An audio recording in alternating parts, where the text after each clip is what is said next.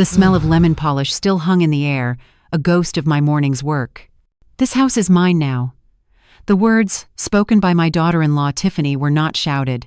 They were delivered with the calm, chilling finality of a judge's gavel. She stood in the center of the living room, a room I had painted robin's egg blue myself, and swept her hand out as if presenting a prize she had just won. My son, Mark, her husband, stood silently behind her, his gaze fixed on the floor, a portrait of a man who had sold his spine. I felt the air leave my lungs. This wasn't just a house. It was a library of memories, the vessel that held the echoes of my late husband's laughter, the pencil marks on the doorframe charting Mark's growth. Tiffany's smile was a thin, cruel line. "We've been discussing it, and it's time for you to move into the Evergreen Gardens facility. It's for the best. You're getting forgetful." The lie was so audacious, so profoundly disrespectful, it almost made me laugh. They saw an old woman, a relic to be cleared away like dusty furniture. They had forgotten who had built this home, not with just bricks and mortar, but with a lifetime of love and sacrifice. In that moment, watching them act as the new king and queen of a kingdom I had built, a cold, hard resolve settled in my chest. They thought this was an ending. They had no idea it was the beginning of their own. If you want to know how this nightmare began and how I fought back, make sure you're subscribed and let me know in the comments where you're watching from. My mind flashed back 12 years to a different kitchen, a much smaller one. The air then was thick, not with tension, but with the smell of burnt coffee and desperation. Mark sat at the table, his head in his hands. He was 25, full of dreams but with pockets full of nothing but lint. He'd just lost his job, and Tiffany, his new fiancée, was pregnant. "I don't know what to do, Mom," he'd whispered, his voice cracking. "The landlord is going to evict us. Tiffany is so stressed." I remember looking at my own reflection in the dark window, a woman who had just paid off her 30-year mortgage, a woman who was looking forward to a quiet, secure retirement. My husband, David, had passed only a year before, and his last words to me were, "Enjoy the peace, Helen. You've earned it." But looking at my son's broken face, peace felt like a luxury I couldn't afford. The next day, I went to the bank. The nest egg David and I had painstakingly built, the account meant for my old age, for emergencies, for a cruise to Alaska I'd always dreamed of, was gone in a single transaction. I transferred $50,000 to Mark's account for the down payment on this very house. "It's not a loan," I told him, hugging him tightly. "It's a foundation. Build a good life on it." He cried and promised he'd never forget it, that I'd always have a home with them. It seems some promises, like foundations, can develop cracks over time. The money was only the beginning. For the first 5 years, they struggled to make ends meet. I became their silent partner, their safety net. My pension, which should have been for my own comfort, was stretched thin to cover their bills. I'd forget my wallet at the grocery store when we shopped together, forcing them to accept a cart full of food. I babysat my grandson Ethan every day so Tiffany could go back to work, saving them thousands in childcare costs. I didn't just give them my time, I gave them my life. I canceled trips with my friends, put off doctor's appointments, and let my own needs fade into the background. My world shrank to the four walls of their house, my purpose reduced to making their lives easier. I remember one particular winter, the furnace broke. They were quoted $4,000 for a new one, money they simply didn't have. Without a second thought, I sold my late husband's car, the last big piece of him I had left. It was a beautiful 1968 Mustang he had restored himself. Seeing it drive away with a stranger felt like a piece of my heart was being towed away. When Mark saw the new furnace, he just said, "Thanks, Mom, you're a lifesaver." He never asked what it cost me. He didn't have to. The truth was, I would have given them anything. That was my mistake. I taught them that my well was bottomless, never realizing they would eventually try to push me into it. To say Tiffany was just evil would be too simple. It wasn't that she lacked a conscience, it was that her conscience was exclusively self-serving. She saw life as a zero-sum game, and she was determined to be the one with the highest score. She came from a family that valued appearances above all else, the right car, the right neighborhood, the right social circle. In me, she saw a roadblock to that perfect image. An aging mother-in-law living with them wasn't part of the picture-perfect life she wanted to project on social media. She wasn't a monster. She was pathologically insecure, her ambition fueled by a deep-seated fear of being seen as ordinary. She had a talent for twisting reality, for whispering poison into Mark's ear until he started to believe it was his own idea. And Mark, my son, wasn't a bad man at his core. He was weak. He loved me, I believe that, but he was terrified of disappointing Tiffany. He outsourced his convictions to her, letting her make the hard, cruel decisions so he could keep his hands clean.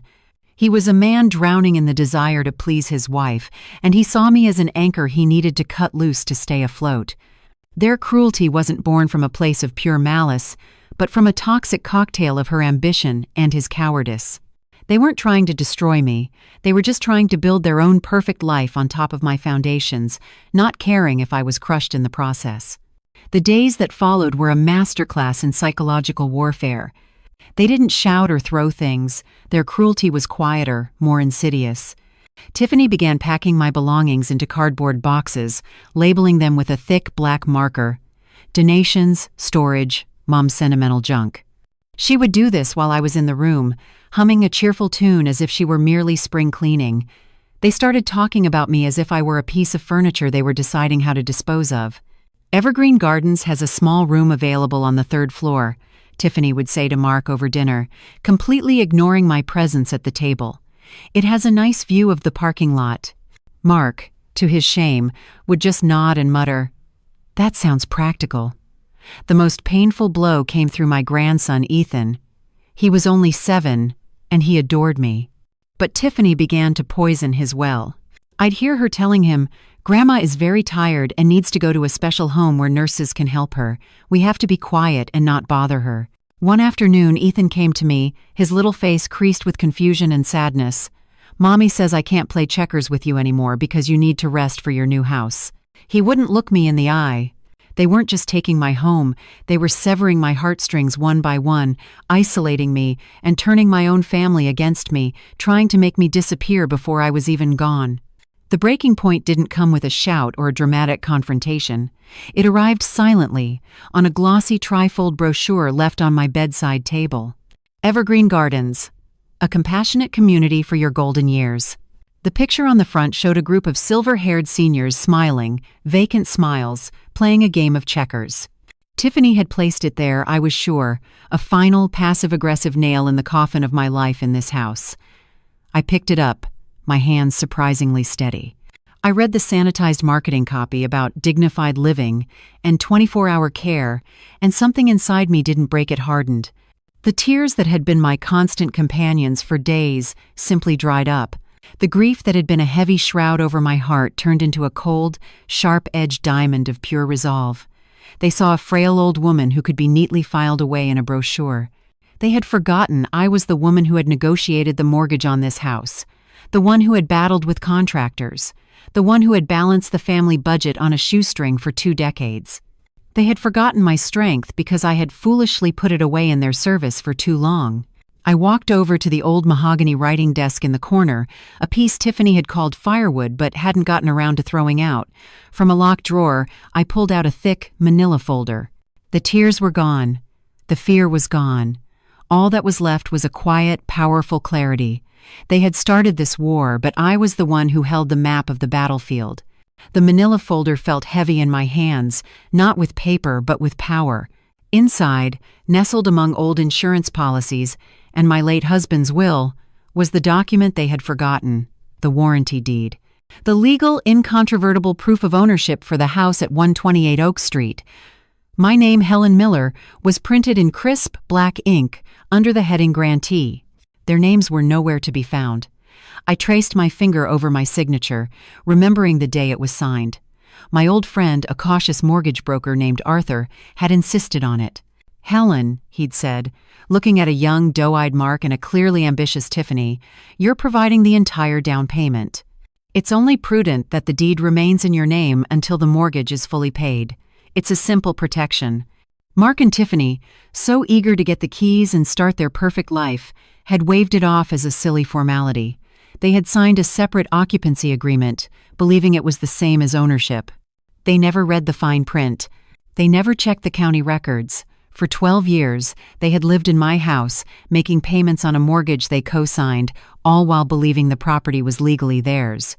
They had built their entire world on a foundation of assumption. This piece of paper wasn't just my secret weapon, it was the truth, and I was about to reintroduce them to it. The first step in my plan was not a grand dramatic gesture, but a quiet phone call. I retreated to my room, closing the door softly, and dialed a number I hadn't used in years. Arthur, the mortgage broker, was semi-retired now, but his voice was as sharp as ever.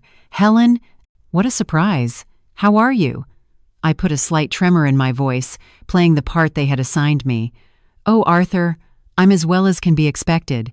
I'm actually preparing for a little change of scenery. Mark and Tiffany think it's time for me to move into a retirement community." I let him make the expected sympathetic noises before I continued. "You know how it is with these places. The paperwork is endless. They want records of everything. I was hoping, for my files, you might still have a copy of all the original closing documents for the house. It was the perfect pretext, an old woman getting her affairs in order."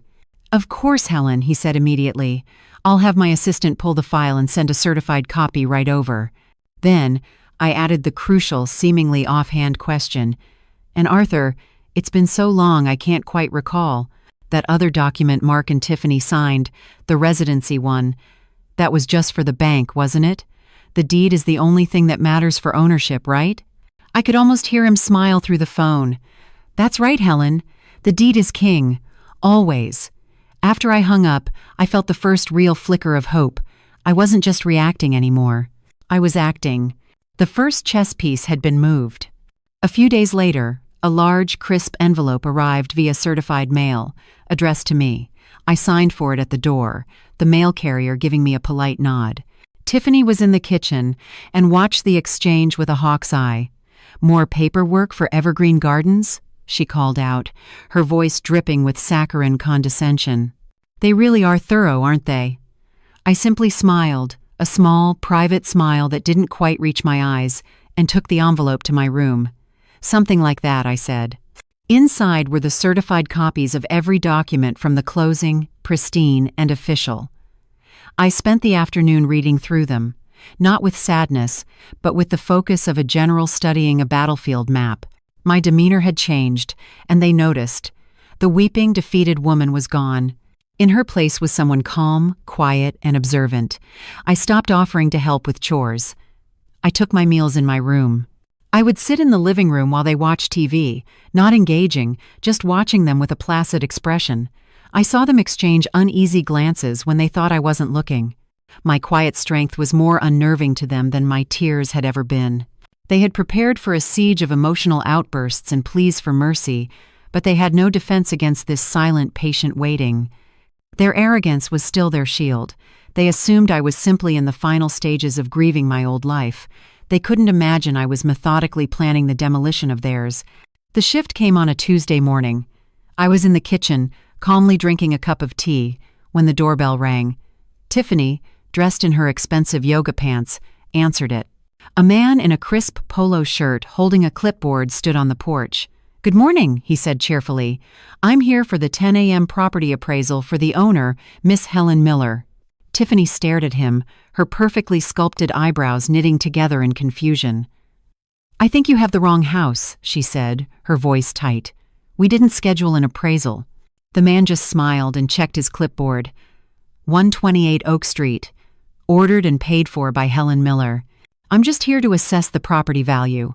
From the kitchen, I spoke up, my voice clear and steady. "It's quite all right, Tiffany. I ordered it. Please, let the gentleman in." The appraiser stepped inside, and Tiffany looked from him to me, her face a mask of disbelief. "You... what? Why?" she stammered. Mark came down the stairs, drawn by the voices. "What's going on?" I took a slow sip of my tea. "I'm just updating my financial records," I said calmly. It's always good to have a current valuation of one's assets. I emphasized the words "my" and "assets." For the first time, a flicker of genuine fear appeared in Tiffany's eyes. The word owner had been spoken by a stranger, an official, and it had completely destabilized their reality. The ground beneath their feet had just begun to tremble. What do you think they'll do next? Let me know your predictions in the comments below, and if you're finding strength in this story, please hit that like button to support the channel. The appraiser's visit was like a stone thrown into a stagnant pond, and the ripples began to spread. The first crack appeared between Mark and Tiffany. That evening I could hear their muffled, angry whispers through my bedroom door. Tiffany's voice was sharp, accusatory. "How could you not know? Your own mother." Mark's was defensive, flustered. "I thought it was just a formality." How was I supposed to know she never changed it? Their united front was crumbling, replaced by suspicion. Tiffany started scrutinizing their finances, spreading bank statements across the dining room table, her face a storm of anxiety. She realized how many of their luxuries, the new SUV, the designer clothes, the expensive vacations, had been built on the assumption that this house was their asset, their equity.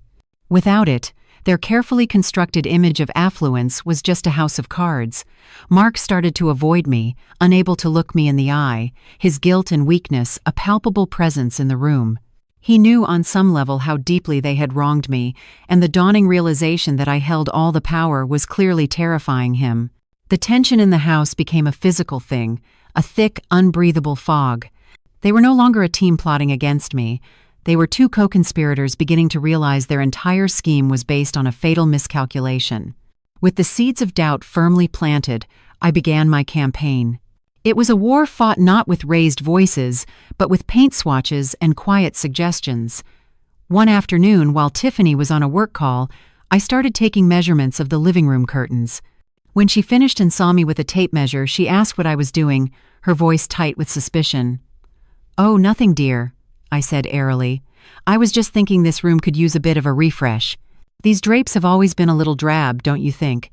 I'm considering a nice silk, perhaps in a deep emerald green." I watched her face twitch. I was talking about her living room, her curtains, as if they were my own, which of course they were. The next day, I left a catalog for high-end kitchen renovations on the coffee table, open to a page featuring a gleaming marble island. I'd occasionally murmur things as I walked through the house, just loud enough for them to hear. "The guest bathroom really needs a new vanity," or "I've always wanted to knock down this wall to create an open-plan space." Each comment was a small, precise jab at Tiffany's sense of control. I was erasing her from the future of the house. She was becoming unhinged, her composure cracking under the strain of being treated like a guest in what she believed was her castle. She was getting louder, more frantic, while I remained perfectly calm. I was simply forcing her to confront a truth she couldn't bear to accept, and it was making her beautifully, predictably reckless. The breaking point for Tiffany came when she found a brochure for a local real estate agency on the hall table, with one of the top agents circled in red ink. The implication was clear.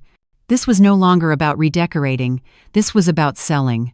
Panic finally eclipsed her arrogance. I overheard her on the phone, her voice a high-pitched, frantic whisper. She was talking to a lawyer. "We've been paying the mortgage for 12 years. She hissed into the receiver. "We live here. It's our primary residence. She can't." There was a long pause. I could imagine the lawyer on the other end, calmly explaining the cold, hard facts of property law. I saw Tiffany's shoulders slump. "So, the occupancy agreement. It means nothing?" Another pause. "So we're just tenants?" The word hung in the air. A death sentence to her entire sense of identity. That evening, they tried a different tactic. Mark came to my room, his face etched with a rehearsed sincerity. "Mom," he began, his voice thick with false emotion, "we've been talking, and we're so sorry. We weren't thinking. We want you to stay, of course. This is your home, too." It was a pathetic, transparent attempt to put the genie back in the bottle. They weren't sorry for their cruelty. They were terrified of the consequences. The apology was not for me, it was for them. I just looked at him, my expression unreadable, and said, "Is that all, Mark?" The desperation rolling off him was suffocating, and frankly it was far too little, far too late. Their pathetic, self-serving apology was the last confirmation I needed. I saw with perfect clarity that there was nothing left to salvage, no love or respect to be reclaimed. They had made their choice, and now it was time for me to execute mine. The next afternoon, a well-dressed woman with a warm smile and a leather briefcase came to the house. It was the real estate agent I had researched. We sat at the dining room table, the one they believed was theirs, and I signed the listing agreement. She was professional, compassionate, and asked no prying questions when I explained that the current occupants would be vacating the property upon its sale. The point of no return came an hour later, not with a bang but with the rhythmic thud of a hammer. I stood at the living room window and watched as a man drove a wooden stake into the center of the front lawn. Attached to it was a large, glossy sign, "For sale." My agent's smiling face was plastered right next to the bold, unmissable letters. It was a public declaration, a final, irreversible move. I saw Tiffany's car pull into the driveway. She got out, saw the sign, and froze. Her face went from pale to crimson in a matter of seconds. Her perfect world, her curated image of suburban success, had just been shattered for the entire neighborhood to see. She stormed towards the front door, her eyes blazing with a fury that promised the final confrontation was about to begin. The trap was set. The front door slammed open with a force that rattled the picture frames on the wall. Tiffany stood in the doorway, her chest heaving, her face a grotesque mask of fury. The for sale sign had done its job. "You," she seethed, pointing a trembling finger at me. "What did you do? What is that thing on our lawn?" Mark scrambled in behind her, his face ashen. He looked like a man about to witness a car crash in slow motion.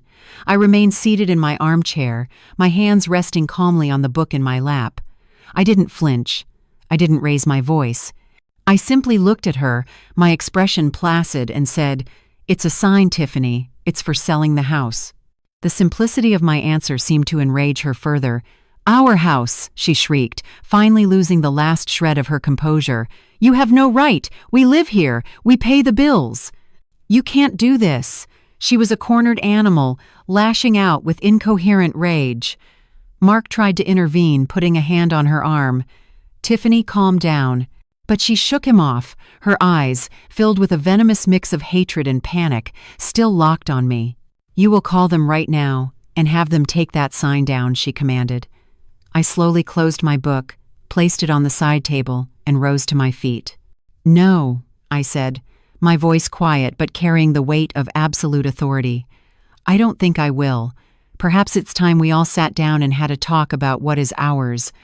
I let her rage wash over me. A meaningless storm. When she finally paused to draw a ragged breath, I walked over to my old writing desk and pulled out the manila folder. I laid the contents on the dining room table with the precision of a lawyer presenting evidence. "Let's talk about rights, shall we?" I said, my voice cutting through the tension. I slid the first document across the polished wood. "This, Tiffany, is a warranty deed, the legal document of ownership for this property. You'll notice the name on it is Helen Miller, mine, sole grantee." Her eyes scanned the paper, her brain refusing to process what she was seeing. Mark leaned over, his face turning a shade paler. Then I slid a second paper towards them. "And this is the occupancy agreement you both signed 12 years ago. The document that gives you permission to live here, in my house, on the condition that you cover the monthly mortgage payments and utilities. Legally, it makes you tenants." I let the word hang in the air. Tenants. The foundation of their entire world crumbled in that single moment. "But the money we paid," Mark stammered. "The mortgage. Our equity." I looked at my son, a deep sadness welling within me. "What equity, Mark? You were paying the cost of living in a house you never owned. As for the mortgage, your payments have been slowly paying off a loan secured against my asset. And you seem to have forgotten the $50,000 down payment, the foundation of this entire life. That was a gift, my gift, to you." The silence that followed was heavier than any argument could ever be. Tiffany sank into a dining room chair, her body deflating as if her very bones had dissolved. The fight was gone, replaced by a hollow, vacant stare. She picked up the deed, her fingers tracing my name as if it were a foreign language she couldn't comprehend. "No," she whispered, the word a puff of air. "This isn't possible." Mark didn't speak at all. He just stared at me, and for the first time in a very long time, I saw the little boy I used to know in his eyes, a little boy who was lost, ashamed, and utterly broken. The weight of his betrayal, of allowing his wife to push out the woman who had given him everything, finally crashed down upon him. He wouldn't even look at Tiffany. The collapse was total, a silent, internal implosion. I let them sit with the ruins of their choices for a long moment before I delivered the final, unavoidable consequence. "The agent is holding an open house this weekend," I stated, my voice calm and devoid of malice. It was a statement of fact. I am legally required to give you 30 days' notice to vacate the premises. I expect you to be out by the end of next month. There was no room for negotiation, no appeal to be made. I wasn't a mother scolding her children anymore. I was a property owner, and they were tenants whose lease had just expired. The house fell into a deep, profound silence, broken only by a single, choked sob from Tiffany. She didn't move. She just sat at the table, staring at the papers that had dismantled her life, as the reality of her new, powerless position washed over her. The grand house, the social standing, the comfortable life, all of it had been an illusion, and the curtain had been violently torn away. I looked at Mark, expecting him to go to her, to offer some kind of comfort, but he didn't. He looked at his wife, crumpled and defeated, and I saw something flicker in his eyes, not pity, but a cold, bitter contempt. He saw her not as his partner, but as the architect of their ruin. Without a single word, he turned his back on her, walked slowly up the stairs, and closed his bedroom door with a soft, final click. He left her completely alone in the wreckage she had created. I stood there for a moment, the victor in a war I never wanted to fight. There was no joy, no sense of triumph. There was only a vast, aching sadness for the son I had lost, and the family that had been poisoned by greed. I quietly gathered the documents from the table, slid them back into their folder, and retreated to my own room, leaving Tiffany to drown in the silence of my house. 3 months later, I was sitting on the balcony of a bright, airy condominium overlooking the ocean. The air tasted of salt and freedom. I had sold the house in less than a week for a price that exceeded my expectations. After paying off the remaining mortgage, the profit was substantial, a true nest egg this time, one I would protect fiercely. I had donated all the old furniture, scrubbing the house clean of any lingering emotional residue before the new owners moved in. I didn't hear from Tiffany at all. A mutual friend told me she had moved back in with her parents in a different state, her social media accounts deleted, her retreat from the world as swift as her ambition had been ferocious. Mark had called me once, about a week after he'd moved out. His voice was hollow, hesitant. He apologized, a real apology this time, steeped in shame and regret. He didn't ask for forgiveness or for money. He just wanted me to know he was sorry. I let her convince me that success was more important than family, he'd said, his voice cracking. I see now that I lost both. I listened, and I accepted his apology, not for him, but for me. It was the only way to close the door on that chapter of my life without bitterness. Our relationship would never be the same, but perhaps, in time, a new, more honest one could be built from the rubble. For now, my focus was on the horizon, on the gentle rhythm of the waves, and on the quiet, simple joy of being the sole author of my own life. Holding a warm mug of tea, watching the morning sun dance on the water, I thought about the nature of love and ownership. For so long, I believed that to love someone meant to give them everything you had, without reserve. I had poured all of myself into my son, my sacrifices becoming the very bricks and mortar of the home he eventually tried to throw me out of. I learned a lesson that old King Lear learned in his own storm of betrayal. You must never give away your power, not even to those you love the most. True love does not demand you diminish yourself for someone else's growth. My mistake wasn't in giving, it was in giving until I had nothing left for myself. Now, I understand that self-worth is the one deed you can never sign over to anyone else. It is the only property that is truly yours. My new life isn't about revenge, it's about reclamation. I'm reclaiming my time, my peace, and my identity, not as just a mother, but as Helen, a woman who is strong, resilient, and finally, free. Thank you for walking this journey with me. If my story resonated with you, please share it with someone who needs to hear it. Don't forget to subscribe for more stories of strength and justice. What lesson did you take away from this? I'd love to read your thoughts below.